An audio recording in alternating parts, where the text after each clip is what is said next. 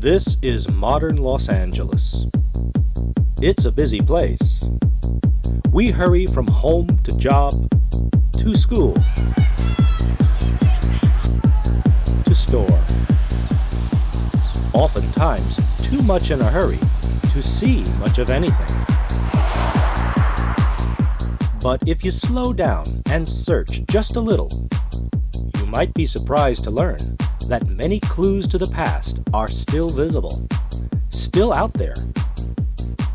I'd like to show you an earlier LA. Show you how we got here. Show you an early mode of transportation. Show you a topography of LA that has been forgotten. Show you locations today and as they appeared in days gone by.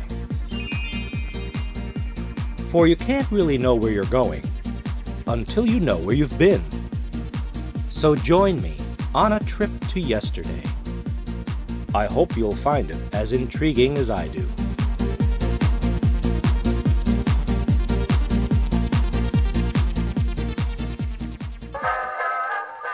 In early Los Angeles, congestion didn't seem to be much of a problem. Walking was the major mode of getting around, unless you happened to be well-to-do.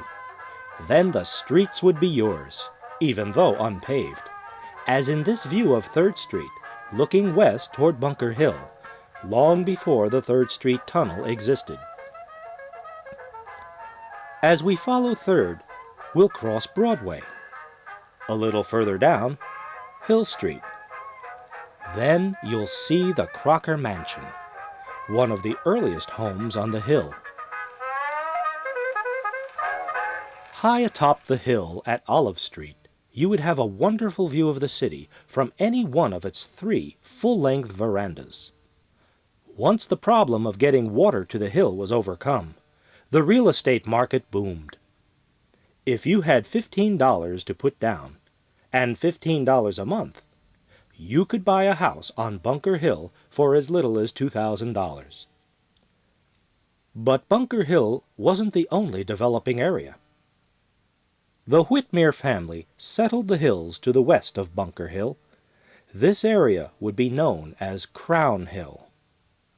And in a southern section is where Henry Clayton Whitmere and his brother chose to build their adjoining homes. Much of the hill that comprised a quiet neighborhood of homes has now become vacant lots.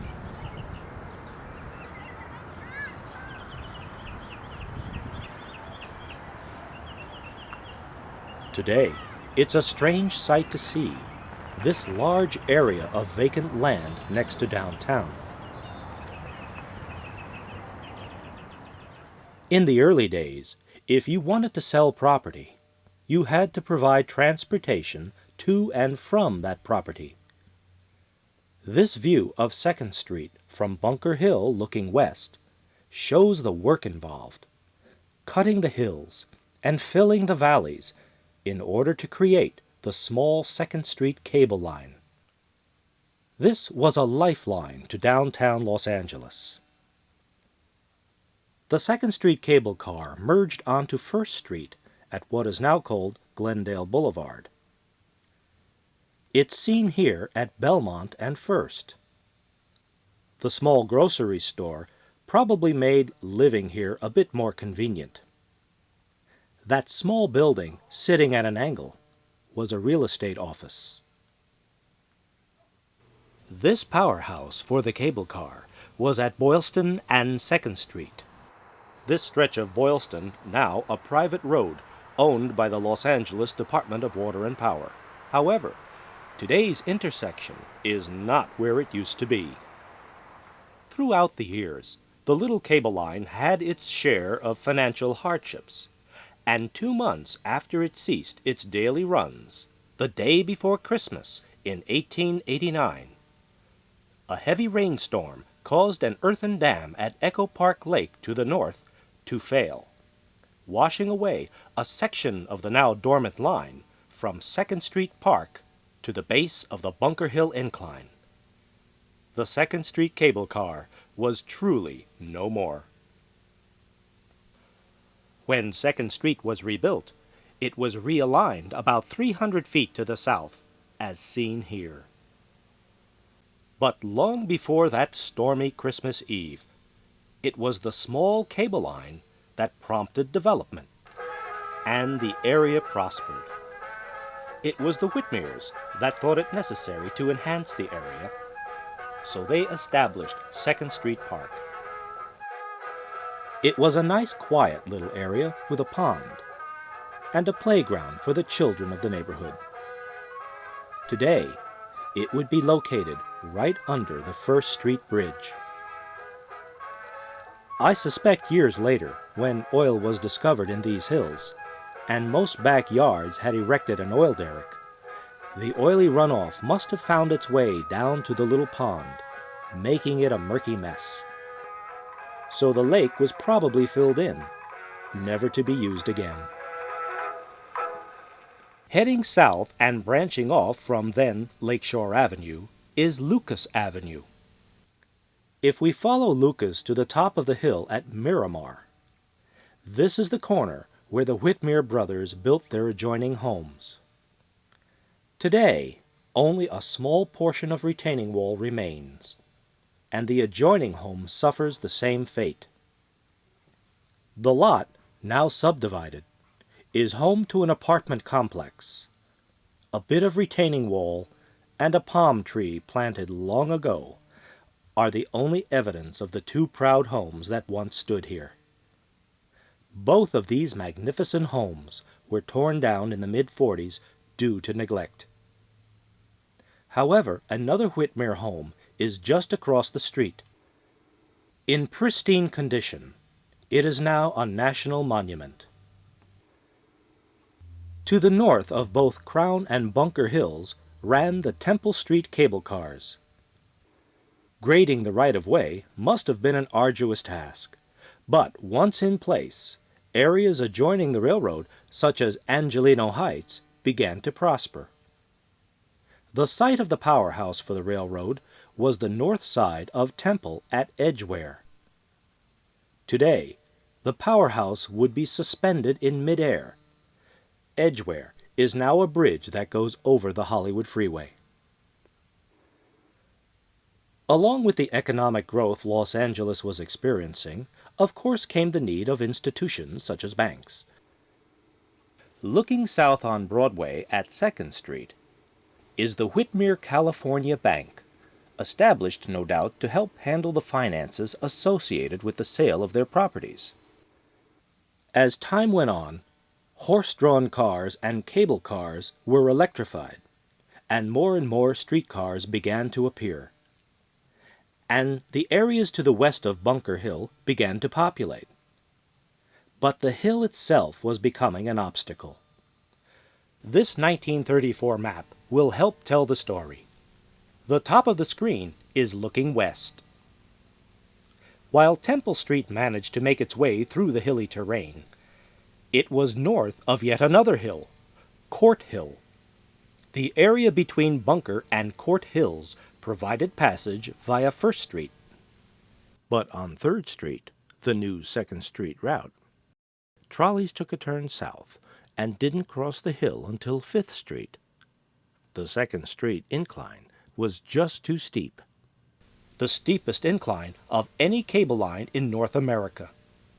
The new electrics, bigger and heavier, I'm assuming had poor traction and slippage, and they didn't have that cable to grab onto. But whatever the reason, plans to bore through the hill at 3rd Street and later 2nd Street became a reality. And in 1890, the 3rd Street Tunnel was begun, dug by hand. Later, in 1921, we saw the 2nd Street Tunnel come into existence. Shortly after the turn of the century, we also saw the birth of Angel's Flight.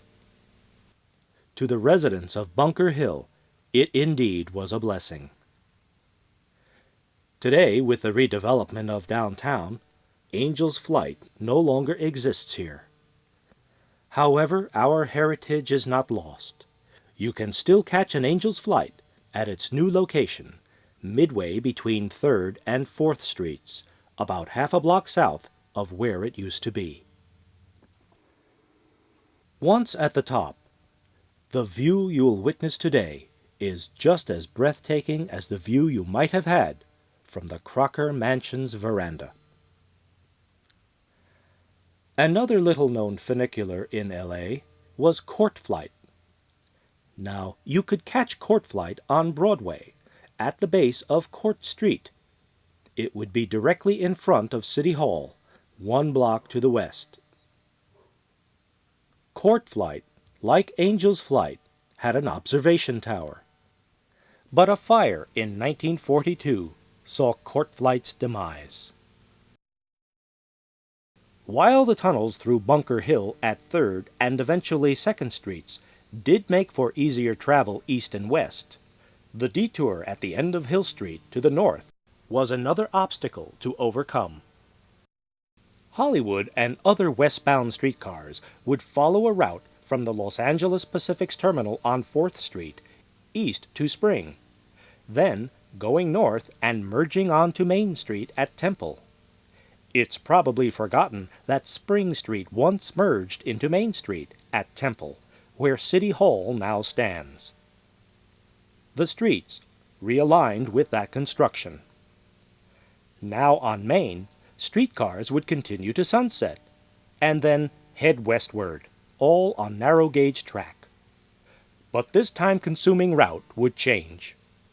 Between 1908 and 1909, 2 more tunnels were created. Tunnel number 1 continued Hill Street north for streetcar service through Court Hill and emerging on the north side here at Temple. In this later image, looking north from the top of tunnel number 1, you can see the start of tunnel number 2 as it makes a 45-degree turn, tunneling underneath the high school and yet another hill, Fort Moore Hill, emerging and continuing on Sunset Boulevard. These 2 tunnels, in conjunction with using the faster standard gauge cars and track, shaved 15 minutes off the old way of getting around. Later, in 1913, still another tunnel was created, the little-remembered Broadway Tunnel, built to align Broadway to what is now the entrance to Chinatown, at North Broadway, then called Buena Vista Street. As early as the 1920s, a problem that still plagues us today was swiftly emerging. That problem was an ever-increasing amount of private automobile ownership. Streetcars in earlier days had only horse and buggy traffic to deal with. Now its right-of-ways were slowly being encroached upon. A secondary dilemma to the city was the growing parking nightmare. It's evident in these shots, looking from City Hall at Bunker and Court Hills, that any and all empty lots were being utilized for parking. The result of this car ownership frenzy caused Los Angeles, as well as many other cities, to turn to the planning gurus for a solution. And instead of improving and streamlining the solid foundations of the mass transit systems that were already in place, they opted to fix the problem by building bigger and wider roads. This seemed to fit with the national trend to connect the country with interstate highways. It's the late 40s, and this is the Hollywood Freeway being constructed. As seen from City Hall, way in the distance, it will soon take out the old high school, seen here, ready for demolition. It was moved in one piece from Temple and Broadway to Fort Moore Hill back in 1886, an engineering feat for the time. A historic monument lost. The freeway will also take out half of Fort Moore Hill, along with most of the now abandoned Tunnel Number 2. And soon after, all structures on Court Hill would be cleared right down to the earth, and then the earth itself would be removed. And Court Hill with those tranquil views of Hill Street from atop the tunnel, would no longer exist. But before this would occur, the streetcar and the autos did coexist. The Hill Street Tunnel at First Street, originally for streetcars only, was widened to accommodate autos as well. This was accomplished by adding an adjacent tunnel next to the existing one for autos. This twin bore was the icon of Los Angeles for over 5 decades. Now, let's look up Hill Street from Second as it appears today. And if you try hard enough, you just might start to see a little bit of yesterday. Yes, I think you can. Aha! There's an early streetcar. And back there, the famous twin bores. It seems this prominent huge building has been torn down, but the Astor Hotel across the street still stands today. Let's move up a block to First Street and see how it appears today. The modern LA courthouse occupies the opposing corner, but in the 30s, the Highland Villa would have been your stop at the mouth of the Twin Bores. Note the Auto Park sign above the trolley pole. Now, if we cross First Street and look back, we'll see the new Bunker Hill community. But look harder. There's a Pacific Electric PCC 5000 about to continue its run down Hill Street. About a block and a half east of Hill Street, on First, you can catch this view of a Los Angeles Transit Line PCC 3000 class car, eastbound as it passes Broadway. Well, not only is the villa gone, but all of Court Hill has been cleared in anticipation of its demise. Today, government buildings as high as the former hill occupy the site. You can also see the Dorothy Chandler Pavilion way in the distance. Let me bring your attention to the street lamps on Broadway. If we go back, you'll see they are the originals.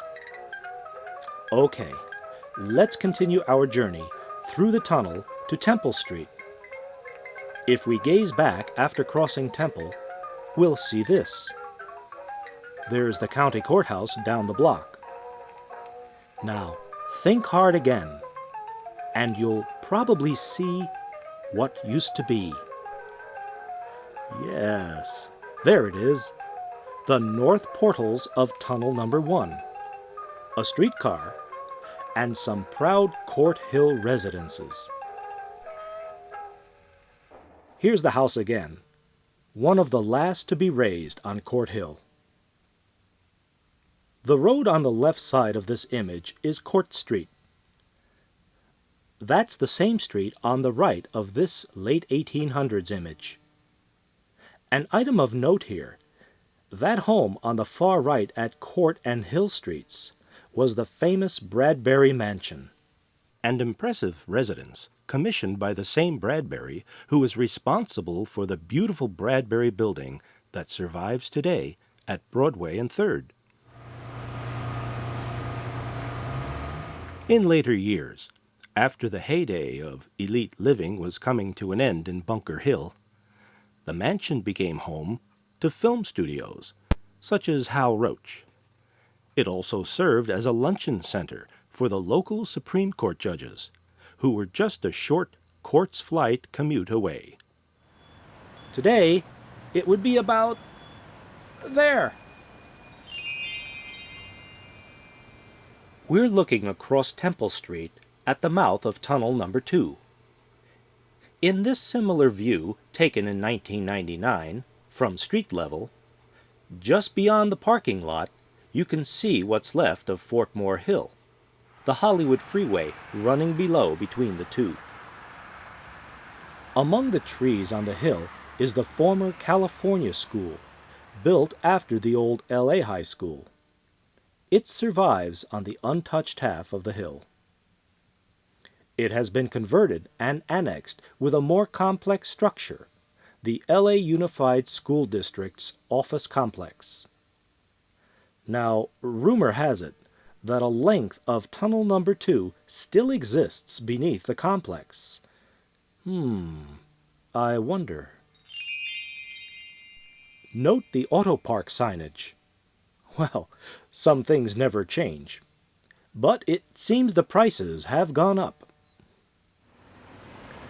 During the completion of this video, this location has once again changed. It is part of the massive new home of Our Lady of the Angels Cathedral. Here's a similar view from yesterday. Now let's turn our attention to areas east of City Hall. That's Aliso Street, a vital thoroughfare. It connected Pacific Electric's massive downtown operation to all points east of the LA River. And since space for storing streetcars in downtown was scarce, the areas on the other side of the river were used for this purpose. There were two big yards there. The Macy Street yard, used for storing passenger streetcars and interurbans and some repair tasks, and the State Street yard, used for freight trains only. The fledgling freeway seen to the right, in early days, would have been rail yards only. If we look at it today, quite the opposite is true. Busways and carpool lanes, as well as the freeway, now use the area. A small section of the property is still used today as a bus yard for the MTA. Getting the multitude of streetcars into downtown LA each day for the rush hour made the Aliso Street Viaduct right-of-way an imperative part of Pacific Electric's survival. When the Hollywood and the San Bernardino freeways joined up at this point, no concession was given to incorporate rails with the road. Literally, the throat of Pacific Electric had been cut. This was the start of the fall of LA streetcars. But a happier and more prosperous time for the trolleys was in the first 2 decades of the century.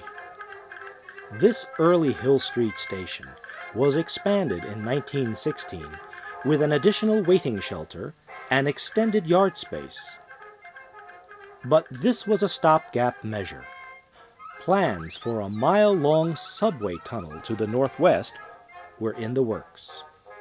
When completed, commuters would arrive at Glendale Boulevard at Beverly, avoiding much downtown congestion. It was May 3, 1924, the west portal of the tunnel began. Much of the tunnel ran through the Whitmer's Crown Hill properties. Lucas Avenue is seen here, rising above the excavation.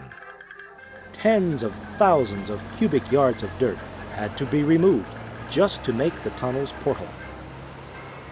Load after load of dirt was removed, concrete poured in, and soon the tunnel began to take shape.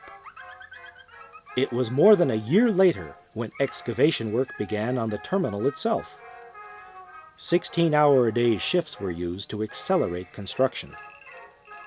6,000 tons of steel, 600 offices unequaled anywhere in the city, and $4 million later, on November 30th, 1925, the grand opening would take place.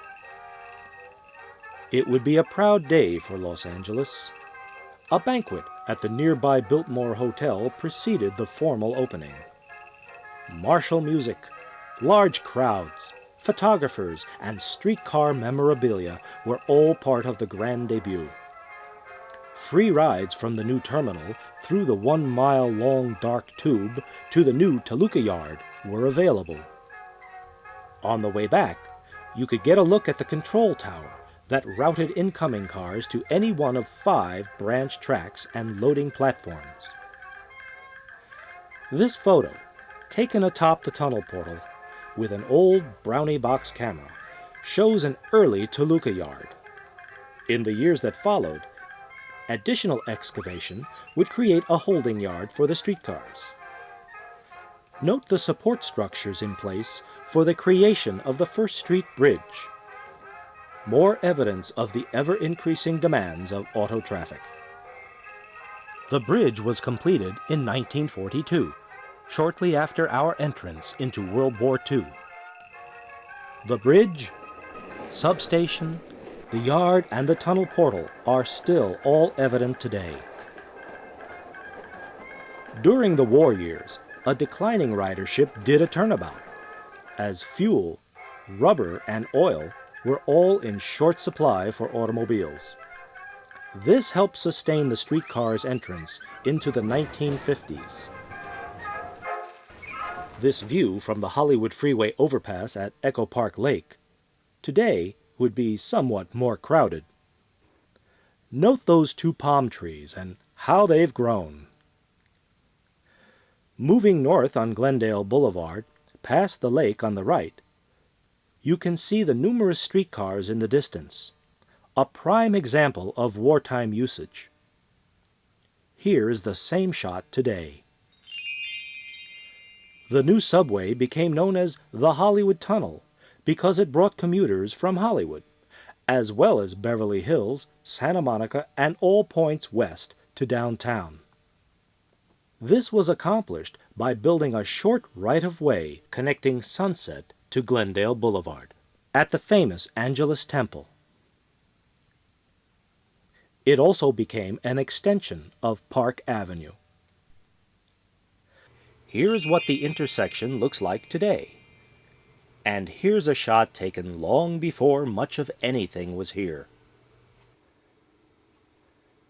But let's follow the original line to Glendale and Burbank. Here's a view from 1936, looking south. We've just passed Echo Park Lake, and the Angelus Temple is on the left. And today, half a block up the street, just beyond the Sunset Bridge, we see a 4, possibly 5-car train heading to the subway tunnel. The old apartment house seen behind the tracks still stands today. As we move ahead a short distance, that apartment and the Sunset Overpass come into view, along with a more modern 50s-looking red car. Today, the median fortunately has not succumbed to asphalt. Moving further ahead, we still can see the apartment building way in the distance. But we can also see a grand old wood frame house on the left with distinctive gables. Now, we'll see some rare motion picture footage at this same location.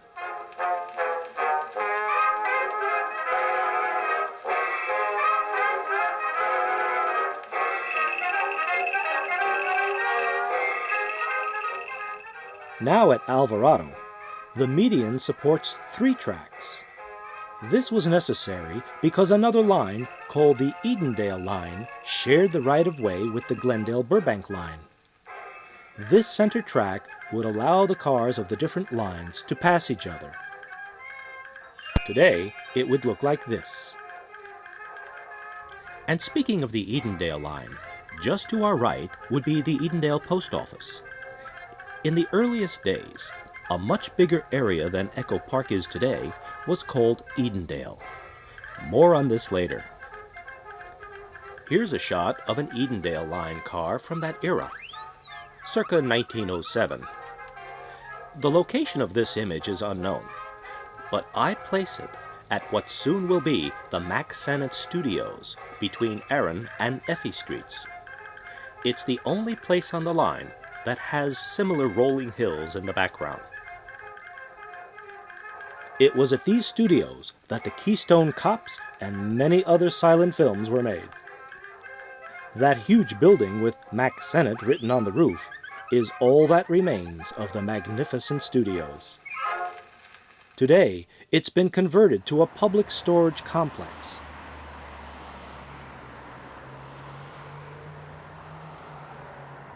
and a fast food restaurant, our local Jack-in-the-Box, occupies the site of where the studio's offices once stood. The streetcar used Glendale Boulevard for the next few blocks, till it came to Fargo Street. Then the tracks ran on a private right-of-way through what was then known as the Ivanhoe Hills. This is where the most drastic changes have taken place. Today, this location is the end of the line for the 2 freeway. This ill-planned freeway transforms Glendale Boulevard into a huge parking lot every weekday morning and evening. What were they thinking? But in earlier days, you could have seen the trolley quietly passing through the Alessandro Cut. Unlike today, which is not so quiet. Here's an even earlier shot of the Alessandro Cut. You can see the shadow of the photographer standing on the Baxter Street Bridge. We're looking north. Further down the line, our tracks would have curved to the left. As shown in this pre-freeway image taken atop Baxter Street around the 30s. It was a young, quiet neighborhood, much unlike today. When the freeway came, many properties were cut back to make room for the wide roadway. Some lost their homes, while others lost their front yards as city streets were rerouted. This area was the nicest part of Edendale, the end of the line for the Edendale run between downtown and here. It was also known as semi-tropical forest. This turn-of-the-century image really depicts why it got that name. Here, an Edendale car waits for passengers to make its run downtown. Where this track once lay is now a meadow. And you can still walk along the old right-of-way.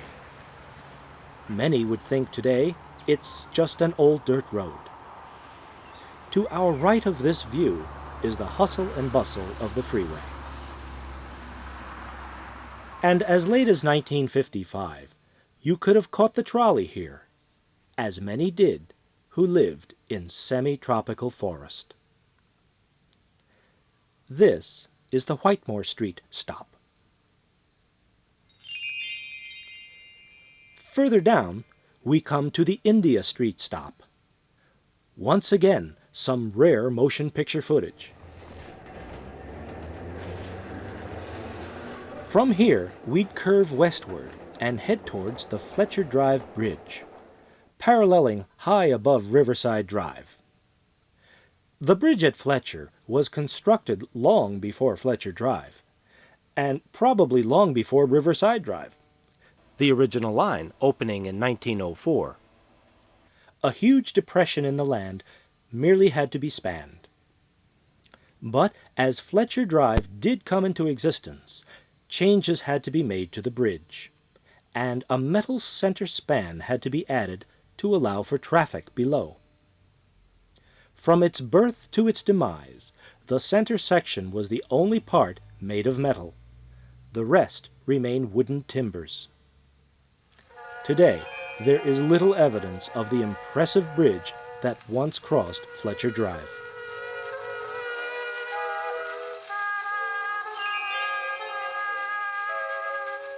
All that remain are the concrete footings that once held up the maze of wooden timbers. Bolts embedded in this footing curbside once held up the sturdy metal center span. That span, as well as the entire bridge, was removed after the demise of the Glendale-Burbank line. Considering the date of its construction, spanning this huge depression was a bit of an engineering marvel. This was one of the last streetcar lines to be voted into oblivion by the powers that be, and this bridge would soon give way to another, the interstate seen in the distance.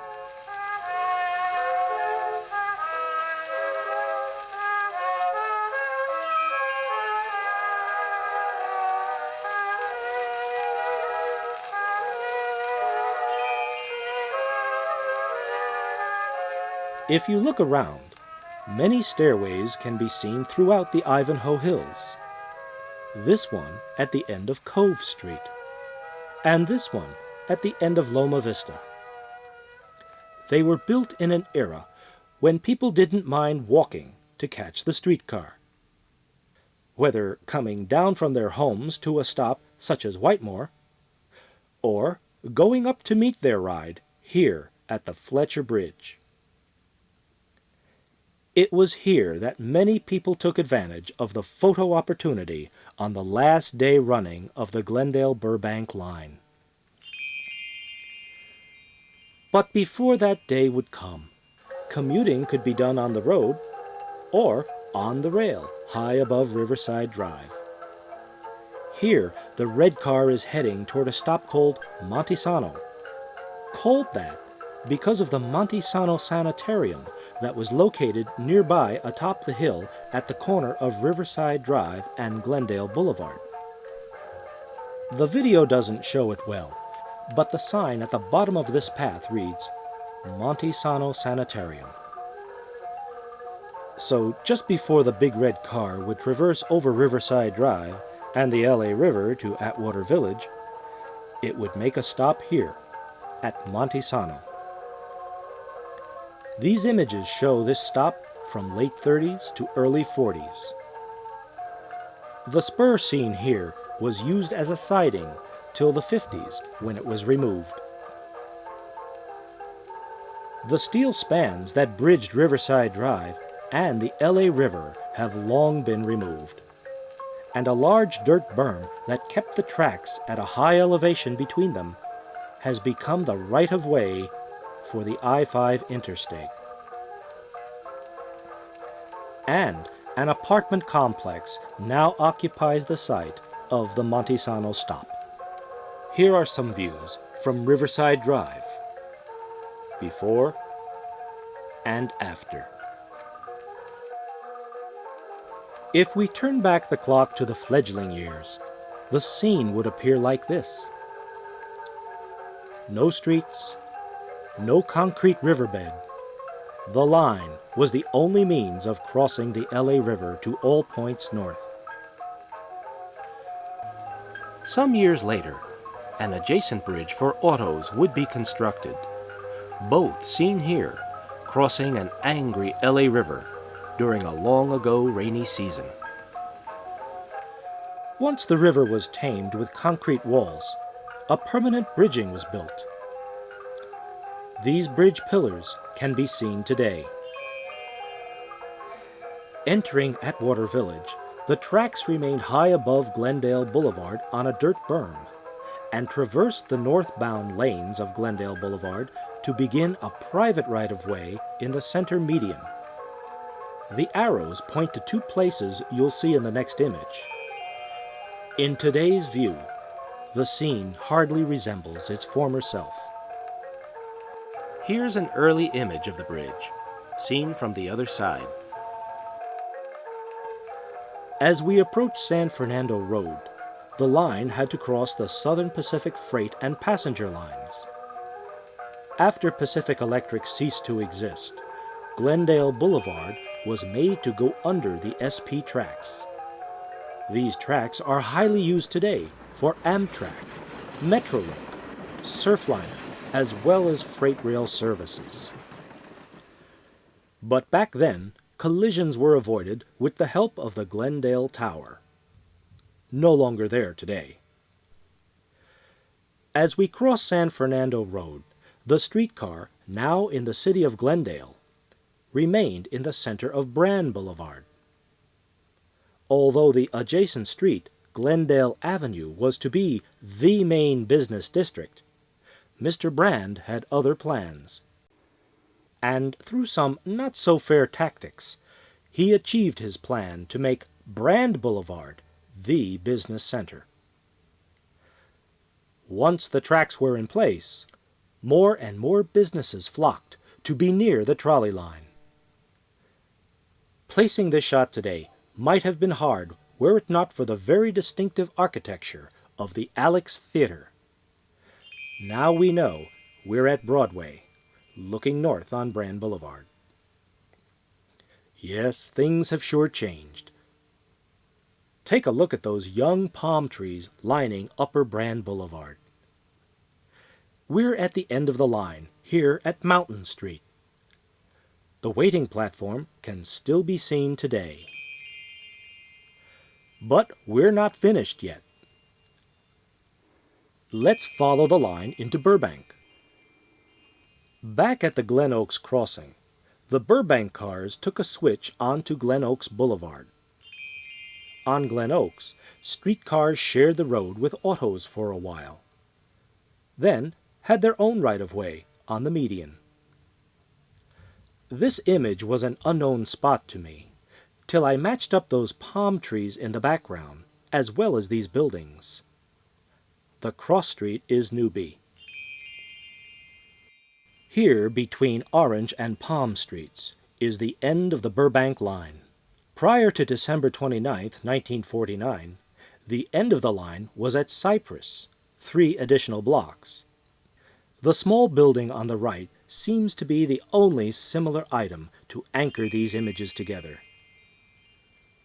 New construction has taken over the old station. Its glory days, gone. And this is what it looks like today.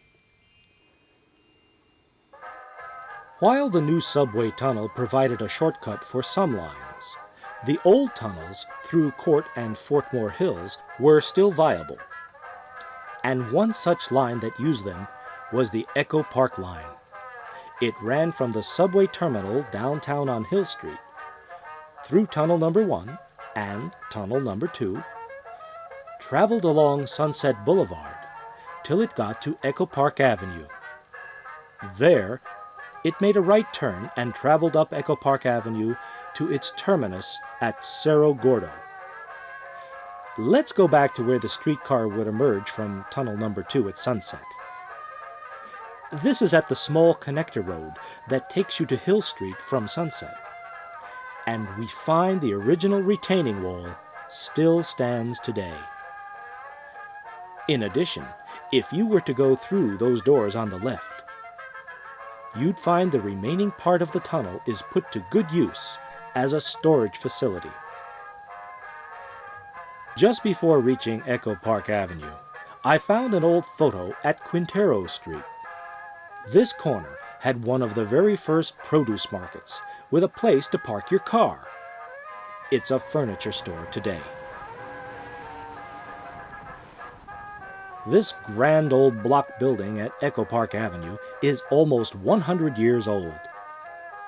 And I was pleasantly surprised to find it in one of Mack Sennett's movies. And why not? His studio wasn't far away. Here's a brief glimpse.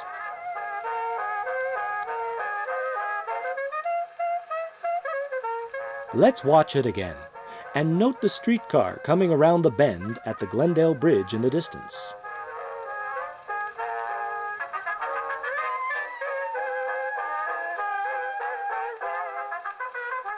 And the scenes that follow were probably shot nearby. Of course, there's always an abundance of streetcars in the background. Looking across the street, we see a trolley stopping briefly. It seems shoes have always been big around here. Shoes back then, and shoes today. All right, let's make our turn and follow the line. Along the way, there will be some double tracking to allow cars to pass each other, until we reach what today looks like this, at the crossing of Cerro Gordo. But back then, you would have seen this.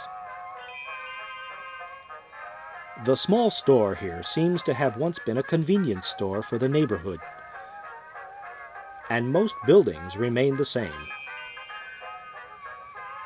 Here are some similar angles.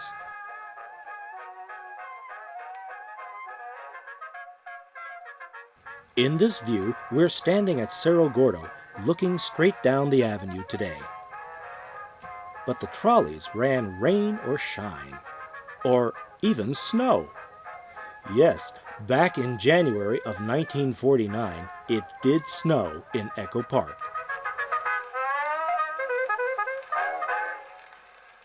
Back down at Sunset, we can see the Pioneer Market as it appears today.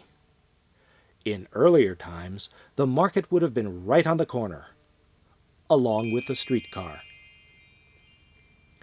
Now, if we were to continue west on Sunset Boulevard, we'll come across some interesting historical facts as well. Looking east from Coronado Street, we can see major cuts were made through the terrain.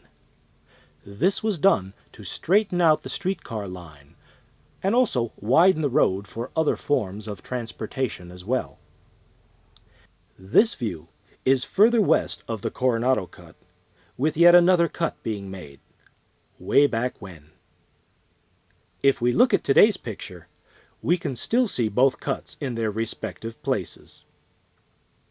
And considering the tools one had to work with back then, steam shovels and horse-drawn wagons, it was an arduous task at best.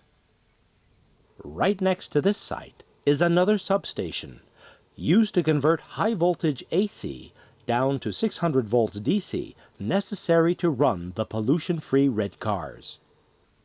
Standing proud, in great shape, it's a commercial building. Yes, the topography of Los Angeles has changed over the years. This view from Fort Moore Hill was hard to match with today's view, as Sunset Boulevard has been realigned. Its original path was through Alvera Street's plaza, terminating at Union Station's main entrance. Now it diverges to the left and connects with Macy Street, now called Cesar Chavez Avenue. Also of interest in this photo is that while half of this hill to our right had vanished to allow for the Hollywood Freeway, the area in front of us was yet another portion of the hill bulldozed away. The Larry, as I like to call it, or LA Railway, had its own tunnel on Broadway, as we mentioned before, allowing streetcar service to enter Chinatown. The tire tracks of newly unearthed soil give evidence that this picture was taken shortly after the tunnel was removed. Here is a very early view of the Fremont Gate at the entrance to Elysian Park. Although unseen in this shot, the trolley bridge over the LA River has been removed. The street narrowed to make a wide, grassy area to the far side. The footpath has been realigned, and most notably, the stone monument has been relocated closer to the footpath. And the monument seems to have lost its huge pedestal supporting it. Bunker Hill. Hotels, apartments, residences, and stores were all clear-cut in the 70s. Angel's Flight, removed and stored. The Dorothy Chandler Pavilion, rising to become a landmark, while the landmark Dome Apartments would be torn down. The beautiful former Hall of Records, built at an angle possibly due to the way Court Street and New High Streets came together. It had an interior boasting of austere columns, a crystal ceiling, and a mammoth chandelier. In the 60s, it was being retrofitted for earthquake safety. But a decision to transfer the city records to the new county administration building that was under construction was made, and all retrofitting was halted. And in 1973, the building was demolished. And the subway tunnel, still in existence. Plans were made to utilize it again as a people mover when modern hotels were going to be located in the Bunker Hill redevelopment area in the mid-60s. But those plans never materialized. Instead, the portions of the subway tunnel underneath those hotels were filled in to assure proper support for those structures. The subway tunnel had a short life of only 30 years. Streetcar service was discontinued in 1955, as was practically all streetcar service in LA. Many of the newest PCC cars found a life of storage in the tunnel. Years later, when South American countries were buying remaining American streetcars, many of these cars saw the light of day once more as they were rolled up ramps to waiting trucks to take them away. Locked up and deserted, the Toluca Yard became the graffiti artist's haven. The gutted substation stands a canvas of colors. Close by on Glendale Boulevard, stairways that brought endless pedestrian traffic to the rails are little used today. These stairs on 2nd Street were raised for the construction of the Belmont Learning Center during the making of this video. These majestic stairs, once gracing Crown Hill's early neighborhoods, have for a long time seen empty streets and lots. The area being cleared in the late 70s, awaiting its fate. Today, this entire area has been bulldozed and recontoured for the Belmont project, which at this time has been halted until a decision can be made as to what, if anything, can be done to clean the contaminated soil. In the old days, when oil was discovered in these hills, the uncontrolled drilling probably left a myriad of perforations in the topsoil. Once the topsoil was bulldozed away, gases once again began to vent. This was discovered during the construction, making the site unfit for the high school. Just outside the Toluca gates, a few trolley poles denuded of their wires still survive, as do all the steel trolley poles along Brand Boulevard, now used for street lighting. While many PCC cars found new life, older cars were taken to places like the National Metal Scrapyards on Terminal Island and to Kaiser Steel in Fontana.